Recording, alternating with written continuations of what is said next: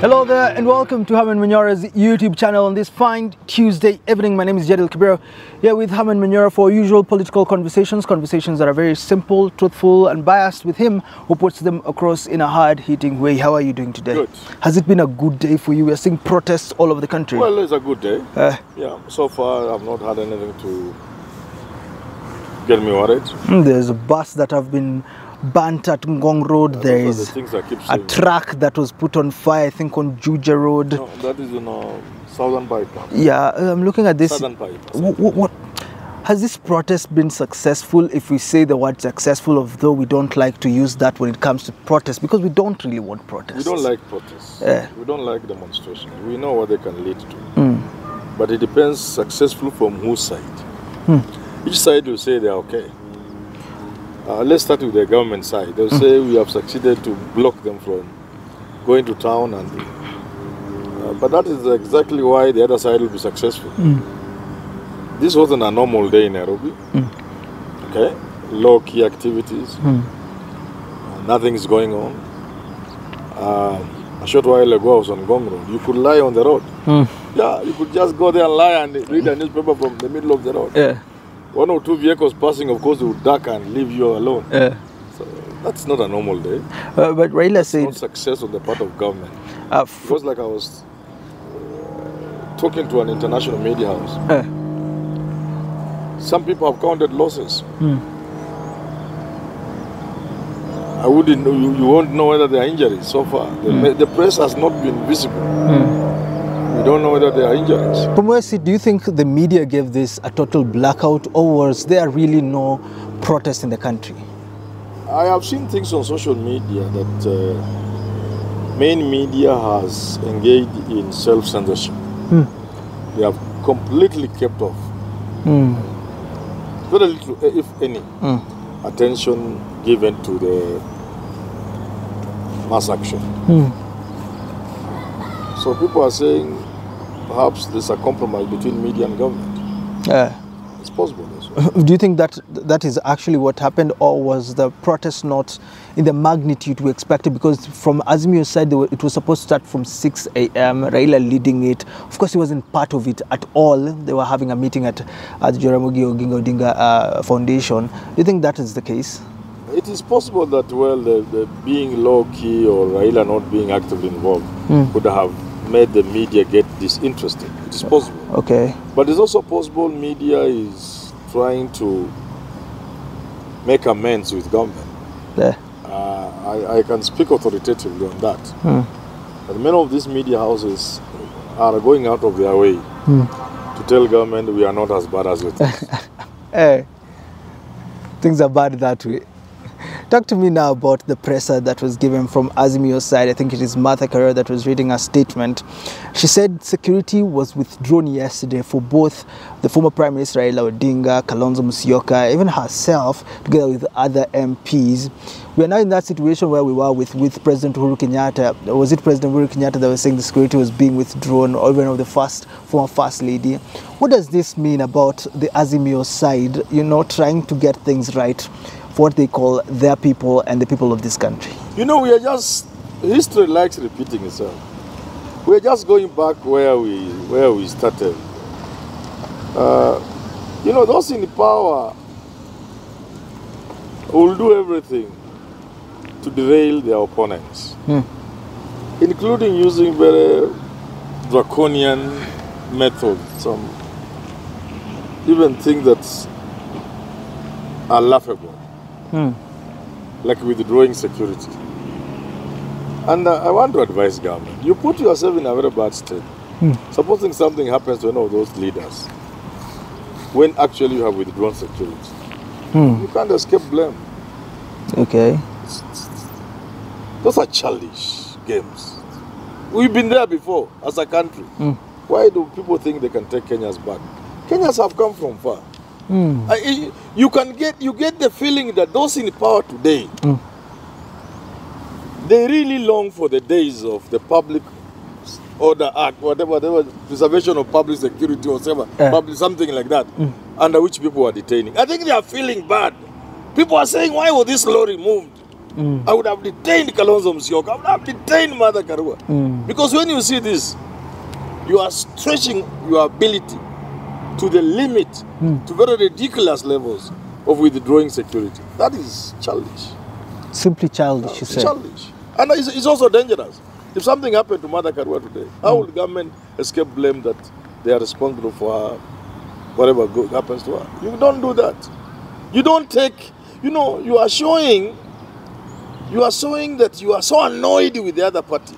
If you had the power, you could do something bad to them. Even worse. Even worse. So you think this is the best they can do? Yeah, because they can't do beyond that. That shows you if they are looking back and say, wow, ile power kina Kenyatta walikuwa nayo, kina Moi, waje ningekuwa nayo. There is a clip doing the round about Jomo Kenyatta in Kisumu 1969. Nasema, Oginga Odinga, kama ungekuwa rafiki yangu. Yeah. They are feeling, they wish they had the Kenyatta power, which is really, it's really sad. And you know why I'm saying it is sad? Those who listen, tell them, it is sad because there's really nothing over which people are differing in this country. These are small matters that can be sorted out over a cup of tea. According to Philip Itali, he says the people, the supporters of Azimio will be the ones to take charge of security. For Azimio, they are ready 24-hour. Can it get to that point? Will it get to that point because of this security withdrawal? When I said that, people really bombarded me with insults. They called me names. I said, you see, if you withdraw Raila's security, 100,000 people can guard Raila. But if you have noticed, and I'm sure those in security must have noticed, if you look at the formation around Raila, it is more Raia than police. Raila is being protected by those guys of his. Jeshi la Baba. Yes. If you look at it, I'm not a security expert, but I can see the formation. I also have eyes. It's not just the police who have eyes. I also have eyes. I can see, if you look keenly, especially during those demonstrations, you could see civilians offering a lot of protection, organized. There's a formation around Raila. Even when he was not coming from the rooftop, when he was standing on the door, and the people around there you can see. Okay. Yeah. So it doesn't necessarily need government security. But what should government do now that they've withdrawn their insecurity? The government should stop that. Is there... The government is pointing itself in bad light for nothing. For nothing. I've told you, if something happens to one of these people, government will not escape blame. And the government must stop thinking they can be tough. There is nothing to be tough about. Because soon you are going to do very awkward, ugly things that will leave you with a lot of rotten egg on your face. But what do you do? You are going to begin senseless arrests. And overzealous people can do things. Let me tell government point blank. When I listen to people like Moses Korea say the things they are saying, when I hear people talk about these things of assassination, I want to tell government, and you people, let me tell you this, you Kenyans, many of the assassinations that happen in the world, the people at the top are rarely involved. We've read stories about Jem Karaoke. We've read stories about Agwin Skodek. We've heard all these stories. And people like Kenyatta were shocked. Even Robert Ouko. We've heard stories. They may not be true, but there's something about them. That people are out to discipline somebody. And then they overdo it. And then it ends where it goes. Because even in today's press conference, Martha Karua brought it up, saying this seems now that they've drawn security, this kind of pushes that it's clear to them that Raila's assassination claims are absolutely I'm not even advising it now. I'm warning government. These cheap tactics have never helped anybody. No, never. Because if you withdraw security, something happens to somebody, they blame government. I think, in my view, rightly so. Not that security would have done something. But more importantly, and this is what government must listen, guys in the intelligence, those who watch my videos, please pass these videos to the intelligence. People, overzealous people, who may think they are doing something Ruto would like, can end up knocking Raila off. Or Mother Karua. They think they are doing something the government will like. Then the government is like, what? What? How? And somebody, an idiot, thinks you are happy that he has done it. Sycophants. Yeah. They do crazy person things. Or a group of people thinking that stupid way. They can do something ugly, thinking that Ruto will be happy. Then Ruto, what? But you say painting government in bad picture. Yeah, you don't do those You look things. at the other, what does that security mean to government? The arguments I've heard, they were there when Uhuru was there, now it's the other side. Those are stupid arguments. That, oh, we cannot give you askaris, government askaris. These are not a government askaris. Which does government have askaris? Talking about Kenyan police are paid for by Kenyan taxpayers. The leader of the bipartisan. And Kenyans will want their leaders protected. Because the security of the Kenyan leader is not his security. Raila's security ceased being Raila's security long time ago. Raila does not even belong to his family. Ruto does not belong. Ruto's security is my security. If something happens to Ruto, I'm not sure this country will be what it is. So my security is highly jeopardized. Ruto's security ceased to be his security. He ceased to belong to his family even before he became president. Some of these people like Ruto and Uhuru and Raila, you touch them, you are touching the country. Anything can go wrong in the country. We can lose this country. So, anybody who sits down and decides that you have to withdraw Raila's security, that man must go to Madara Mental Hospital. It's not normal. Because what he's doing can destroy this country. You know, these people are playing, they are just joking here. Waskiza was like, I'm about to mekufa. Me, I'm a dead person already. There's nothing you can do to me. You can kill me, you can arrest me. Rubbish, me, I'm already a dead man. Let's talk about... Life is about you don't have to say that. People here will get mad and sad that you say that. So bad. But George... Those are bad things to do. Security is offered on a need-to-be basis. It's not a whimsical thing. It's not a favor you are doing anybody. Because Kenyans have set up this security apparatus called the police to serve them, Kenyans. When you are at the top, it doesn't mean they become yours. The police still belong to Kenyans. Not to Ruto, not to Gachagua, not to Raila, no, not to Uhuru, even when he was president. The police belong to the people. It's Kenya police. Is it Ruto police? I want you to talk to me about now the leader of Kenya Kwanza's bipartisan team, George Gitonga, with his statement saying it is Azimio's side that is hindering the talks that are supposed to happen. They only want to go back to protests. Says they should decide whether they want protests or they want talks. When it comes to bending, they're ready to bend in whichever side. They're ready to take out Kanini if it gets to that point. Now they're saying it's Azimio that should be ready to have this conversation before we go back to protests. Is it Azimio that is hindering talks? I think I'm not impressed with both sides. But let's start with the one which is really obviously wrong. The Kenya Kwanza side. That man knows why the talks on Thursday didn't take place. Why can't he do why can't he do that which made the talks stall? Even though he says he's willing to. No, you're not willing. Just say, Otienda Molo, let's meet. I think some of the issues we have already resolved. We have removed Kenan. Let's have our first meeting today or tomorrow. Now, why can't he do that?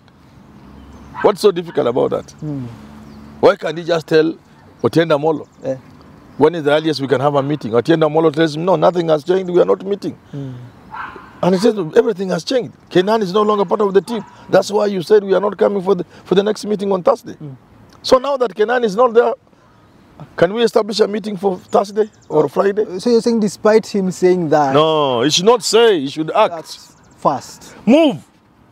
Challenge Otienda Molo. Tell him, can we meet on Thursday or Friday, which is convenient to you people? Because The man that caused the problems, Kenan, is no longer there. But the other side, Kena, Otindo Molo, he says, look, their only part is in dialogue, not in calling off protests. This is not their part too. Now, you say it is them to have this conversation, but the protests solely lie on Azimio's leadership. But the protests, we have been told, are because the other side is not serious. Yeah. Yes. So fast. If the talks had taken place on Thursday, today's protest would not have been there. Yeah. What reason would they have had? That's why I'm saying this is childish. We are being treated to from both kindergarten jobs by very serious people who should be leading this country. Yeah. And they're playing with fire. They better listen to an old man like me. Yeah. This is fire we are playing with. Ati watu wazima hawezi kukaa chini waongee. Kuongea tu. Kukaa chini. I want to repeat this. It will be okay if they differ when they are talking. Even fight, quarrel, washikane mashati. That's the normal. People walk out, call each other names.